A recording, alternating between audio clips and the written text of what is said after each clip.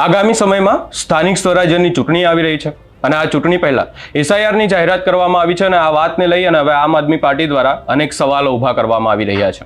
ક્યાંક ને ક્યાંક એવા આક્ષેપો કરવામાં આવી રહ્યા છે ભાજપ પર કે ભાજપ દ્વારા જાણી જોઈને આ ચૂંટણી પહેલા જ એસઆઈઆરની જાહેરાત કરવામાં આવી છે, જેના કારણે ક્યાંક ને ક્યાંક ભાજપના લોકોના ફોર્મ ભરાવી દેવામાં આવશે। આમ આદમી પાર્ટીના એવા જે મતદારો હોય એમને ક્યાંક ને ક્યાંક ફોર્મ નહીં ભરાવવામાં આવે કાં તો બાકાત રાખવામાં આવશે, એવી વાતો કરવામાં આવી રહી છે। અને હવે આ વાતને લઈ અને ચેતર વસાવા દ્વારા ભાજપ પર આકરા પ્રહાર કરવામાં આવ્યા છે। આ સમગ્ર બાબતે વિગતે ચર્ચા કરીશું। નમસ્કાર, હું છું ઉજ્જવલ અને આપ જોઈ રહ્યા છો નિર્ભય ન્યૂઝ। હાલ ગુજરાતમાં એસઆઈઆરની જાહેરાત કરવામાં આવી છે, એટલે કે હવે મતદાર યાદીઓને લઈ અને ક્યાંક ને ક્યાંક ચકાસણી કરવામાં આવશે। વોટ ચોરીનો મુદ્દો સામે આવ્યો હતો અને ત્યારબાદ એસઆઈઆરની જાહેરાત કરવામાં આવી, પરંતુ ગુજરાતમાં હાલ સ્થાનિક સ્વરાજ્યની ચૂંટણી ટૂંક સમયમાં જ નજીકમાં આવવાની છે। ત્યારે સ્થાનિક સ્વરાજ્યની ચૂંટણીના પહેલા જ આ એસઆઈઆરની જાહેરાત કરતા ગુજરાતમાં રાજકારણ ગરમાયું છે।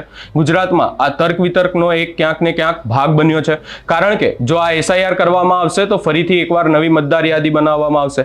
આ વાતને લઈ અને આમ આદમી પાર્ટી દ્વારા સવાલો ઉભા કરવામાં આવી રહ્યા છે અને ચેતર વસાવા દ્વારા હવે એવું કહેવામાં આવ્યું છે અને ભાજપ પર આકરા પ્રહાર કરવામાં આવ્યા છે કે આ જાણી જોઈ અને ભાજપ દ્વારા સ્થાનિક સ્વરાજ્યની ચૂંટણીની પહેલા જ એસઆઈઆર રાખવામાં આવી છે। આ સમગ્ર બાબતને લઈ અને ચેતર વસાવા દ્વારા શું કહેવામાં આવ્યું, સૌપ્રથમ એ સાંભળી લઈએ। જે કઈ અહીંથી માહિતી મળે તમામ સાથીઓ એમાં ગંભીરતા લે અને 1 મહિનો આપણા પર છે। યુદ્ધના ધોરણે, ઝુંબેશના ધોરણે જે પણ BLA2 BLA1 તો આજે બધાએ ફોર્મ ભરીને તૈયાર કરીને આપી દીધા છે, પણ જે પણ BLA2 બનાવવાના છે, ગુજરાતમાં 50,963 બૂથ છે અને 50,963 આપણે BLA2 તૈયાર કરવાના છે। બૂથ લેવલ એજન્ટ BLA2 એ આપણે બધાએ તૈયાર કરવાના છે। ત્યારે સાથીઓ એમાં કોઈ ગભરાવાની જરૂર નથી। આપણી પાસે જે જિલ્લા પંચાયત, તાલુકા પંચાયત, નગરપાલિકા અને મહાનગરપાલિકાના પ્રભારીઓના નામો આવ્યા છે, એ જ આપણે 10,000 થઈ જઈએ છીએ। એક વ્યક્તિ બીજા 4 બૂથ લેવલના એજન્ટ તૈયાર કરશે એટલે આપણે 50,963 એજન્ટ થોડા દિવસોમાં તૈયાર થઈ જશે। એમાં કોઈ ગભરાવાની જરૂર નથી। ત્યારે આ એસઆઈઆર ની આખી બાબતો આગળ પણ તમને સમજાવવામાં આવશે, પણ એમાં ખૂબ જ ગંભીરતાથી આપણે ધ્યાન રાખવાનું છે। જરા પણ તમારી નજર ચૂકી તો જે BLO છે એના પર ભારતીય જનતા પાર્ટીના કેટલાક નેતાઓનો પ્રભાવ હશે અને ભાજપના લોકોના કહેવા પ્રમાણે એમના મતદાતાઓ હશે એમના ફોર્મ ભરી લેશે અને જે આમ આદમી પાર્ટીના મતદાતાઓ હશે એના ફોર્મ ભરશે નહીં અને એ લોકો પોતાનો મતદાનથી વંચિત રહી જશે। એટલા માટે જો 10% લોકો બી મતદાનથી વંચિત થઈ જાય તો 10% એટલે 70 લાખ લોકોને અસર થાય અને એમાં સૌથી વધારે નુકસાન આવનારી ચૂંટણીઓમાં તમને ને અમને થવાનું છે। સાથીઓ, આ રહી એસઆઈઆર ની વાત। આ એસઆઈઆર ની દરમિયાન કોઈ નાના ગામોમાં બૂથ મતદાન મથક ના હોય અને બીજા 2 કિલોમીટર કે 5 કિલોમીટર મતદાન કરવા જતા હોય એવા ગામના આગેવાનોએ પણ પોતાના ગામમાં મતદાનનું બૂથ ઊભું કરે સરકાર એના માટે અરજીઓ આપી દેવાની છે। અને આ BLO જે એસઆઈઆર ની પ્રક્રિયામાં BLO સાથે આપણે BLA તરીકે આપણા એજન્ટો એક ગામ, એક બૂથ, એક નગર, એક મહોલ્લામાં સાથે રહીને આપણો મતદાતા જે સંવિધાનમાં એને 326 અધિનિયમ અંતર્ગત જે અધિકાર મળ્યો છે, પુખ્ત વયના તમામ નાગરિકો મતદાન કરી શકે, એનાથી કોઈ વંચિત ન રહી જાય એવા મત રક્ષક બનીને આપણે બધાએ કામગીરી કરવાની છે। બીજી એક ટૂંકી વાત હું તમારી વચ્ચે મૂકું કે આજે બધી ચર્ચાઓ થઈ છે કે આવનારી ચૂંટણીઓ આપણે જીતવાની છે, આવનારી જિલ્લા પંચાયતો જીતવાની છે, તાલુકા પંચાયતો જીતવાની છે, નગરપાલિકાઓ જીતવાની છે, મહાનગરપાલિકાઓ જીતવાની છે। ત્યારે સાથીઓ, એ જીતવા માટે તમારે મન મક્કમ બનાવવું પડશે। એના માટે જે લોકો લડવા માટે તૈયાર છે, જેમને તાલુકા પંચાયતો લડવાની છે, જિલ્લા પંચાયતો લડવાની છે અને જે લોકો મહાનગરપાલિકા કે નગરપાલિકા લડવાના છે, માત્ર આપણી પાસે 3 મહિના છે। કોઈ વ્યક્તિ પોલીસની ભરતીની તૈયાર કરે, તલાટીની ભરતીની તૈયારી કરે, ગ્રામ સેવકની ભરતીની તૈયાર કરે, મામલતદારની તૈયારી કરે કે PSIની તૈયારી કરે તો એને 3 વર્ષ મહેનત કરે ત્યારે ગુજરાત ગૌણ સેવા પસંદગી મંડળમાં એ સિલેક્ટ થાય છે, ત્યારે એને નોકરી મળે છે। ત્યારે જો તમારે તાલુકા પંચાયતના પ્રમુખ બનવું હોય, જો તમારે જિલ્લા પંચાયતના પ્રમુખ બનવું હોય, નગરપાલિકાના પ્રમુખ બનવું હોય કે તમારે મેયર બનવું હોય તો તમારી પાસે 3 મહિના છે. તમે ગાંડા બનીને એક મેદાનમાં ઉતરી જાઓ, તમારી જિલ્લા પંચાયત, તાલુકા પંચાયત અને નગરપાલિકા બનશે ને બનશે. લોકો ભારતીય જનતા પાર્ટી સામે ખૂબ આક્રોશ છે લોકોમાં, પણ લોકોને મજબૂત વિકલ્પ નથી મળતો. એ વિકલ્પ આપણે આપવાનો છે. આપણા મહારથીઓ આપણને માર્ગદર્શન આપશે. એ પ્રકારે 3 મહિના આપણે મહેનત કરવાની છે. તમે એકવાર જિલ્લા પંચાયતના પ્રમુખ બની જાઓ. જિલ્લા પંચાયતના પ્રમુખ એટલે રાજ્ય કક્ષાના મંત્રી સમકક્ષ હોદ્દો આવે. એ જિલ્લા પંચાયતના પ્રમુખને સરકારી ગાડી મળે, બંગલો મળે, તમામ ટ્રાવેલિંગ એલાઉન્સ મળે, ટીએડીએ મળે અને ગ્રાન્ટ આવે. ગ્રાન્ટના અધ્યક્ષ પોતે હોય, ડીડીઓ તો એમના સેક્રેટરી હોય, સભ્ય સચિવ હોય. એમાં એટલી બધી ગ્રાન્ટ આવે કે તમારી જિલ્લા પંચાયત અને તાલુકા પંચાયત આપણી જો એકવાર બની ગઈ, ભલે એ લોકોની કેન્દ્ર સરકાર હશે કે રાજ્ય સરકાર હશે, 50% સરકાર ગુજરાતમાં પછી આમ આદમી પાર્ટીની ચાલશે. રાજ્ય સરકાર ગ્રાન્ટ ફાળવી દે, કેન્દ્ર સરકાર બજેટ ફાળવી દે, પણ એનું અમલીકરણ જિલ્લા પંચાયત અને તાલુકા પંચાયતમાંથી થાય છે. એનું અમલીકરણ મહાનગરપાલિકા અને નગરપાલિકામાંથી થાય છે. એ સ્થાનિક સ્વરાજની ચૂંટણીઓમાં જો આપણે કબજે કરી લીધું તો આ ભારતીય જનતા પાર્ટીની અડધી કમર ત્યાં તૂટી જવાની છે. ત્યારે મારા સાથીઓ, તમને એ જ વિનંતી કરું છું, જિલ્લા પંચાયતમાં આગળ 2015 થી લઈને 2020 સુધી નર્મદા જિલ્લા પંચાયત અમે ચલાવી છે.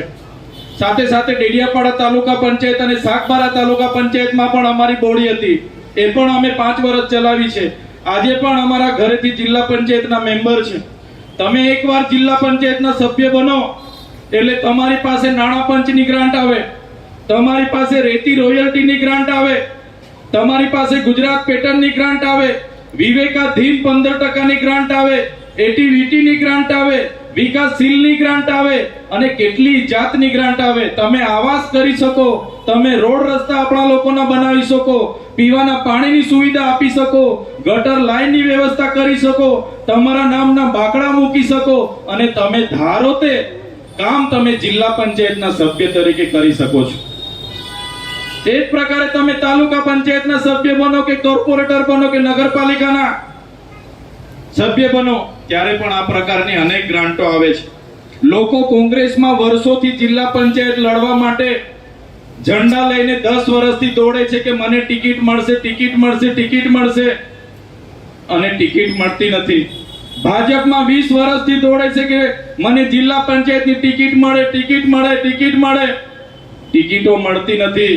આમ આદમી પાર્ટી તમારા જેવા બધા જ લોકો પર ભરોસો કરીને તમને તાલુકા અને જિલ્લા પંચાયતમાં લડાવવા માંગે છે. મારું એક જ આહવાન છે મારા સાથીઓ, તમે જિલ્લા પંચાયત, તાલુકા પંચાયત લડવા માટે તૈયાર થઈ જાઓ. ગુજરાતની 32 જિલ્લા પંચાયતો આવનારા દિવસોમાં આમ આદમી પાર્ટી કબજે કરવા જઈ રહી છે. કબજે કરવાની છે આપણે. સાથે સાથે 250 તાલુકા પંચાયતો કબજે કરવાની છે. ત્યારે અનેક જાતની ગ્રાન્ટો આવે છે. તમે એક જિલ્લાના પ્રમુખ બની જાઓ, એક મેયર બની જાઓ, તાલુકાના પ્રમુખ બની જાઓ. અડધી સરકાર આપણે આપણા વિસ્તારોની ચલાવી શકીએ છીએ. અનેક પ્રકારના બજેટો આવે છે અને લોકોની સેવાની કામ આપણે ખૂબ સારી રીતે કરી શકીએ છીએ. જે પ્રકારે આગળ કીધું એમ ભારતીય જનતા પાર્ટીના લોકો બસ એમને પૈસો ને સત્તા ને પૈસો એ ભાવના સાથે ચૂંટણીઓ લડે છે અને જીતે છે. કોઈનું કામ નથી કરતા. કોઈને આવાસ જોઈએ, કોઈનું વૃદ્ધ પેન્શન જોઈએ, કોઈને વિધવા પેન્શન જોઈએ, કોઈને સીવણ મશીન જોઈએ, કોઈને ગાય જોઈએ, ભેંસ જોઈએ, કોઈને ટ્રેક્ટર જોઈએ. કોઈ પણ યોજના આજે લોકો સુધી પહોંચતી નથી. દાતરડીથી લઈને ટ્રેક્ટર સુધીની યોજનાઓ છે. અનેક યોજનાઓ સડકથી લઈને કેટલી પ્રકારની યોજના છે. જો આપણી એક જિલ્લા પંચાયતમાં આપણી બોડી બની ગઈ, સમજો કે અમે નર્મદા જિલ્લા પંચાયત બનાવવા માટે ત્યાં મહેનત કરીએ છીએ. અમે નર્મદા જિલ્લાની 6 તાલુકા પંચાયતો બનાવવા માટે મહેનત કરીએ છીએ. જો અમારી નર્મદા જિલ્લા પંચાયત બનશે તો એક જિલ્લાનો પ્રમુખ હશે, એક જિલ્લા પંચાયતનો કારોબારી ચેરમેન હશે, એમાંથી એક જિલ્લા પંચાયતના બાંધકામ સમિતિનો ચેરમેન હશે, એમાંથી એક સિંચાઈ સમિતિના ચેરમેન હશે, એક શિક્ષણ સમિતિના ચેરમેન હશે, એક આરોગ્ય સમિતિના ચેરમેન હશે, એક મહિલા બાળ વિકાસના ચેરમેન હશે, એક 20 મુદ્દા કાર્યક્રમના ચેરમેન હશે.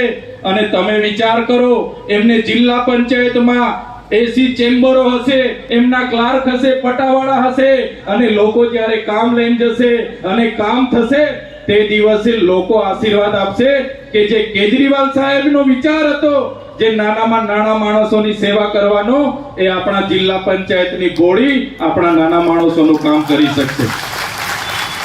ત્યારે આ સત્તાનું સુકાન તરફ આપણે જવાના છે, ત્યારે ખૂબ જ ગંભીરતાથી જે પણ પ્રદેશ લેવલથી માન્ય આપણા પ્રભારી ગોપાલ રાયજી સાહેબ આપણને સૂચના આપે, એમની દિલ્હીની સહયોગી ટીમને તો હું નમન કરું છું, સલામ કરું છું. જે લોકો પોતાનો પરિવાર દિલ્હી મૂકીને આપણા માટે રાત દિવસ ગામડાઓમાં ફરે છે, એવા દિલ્હીના સહયોગી ટીમને પણ હું સલામ કરું છું, નમન કરું છું.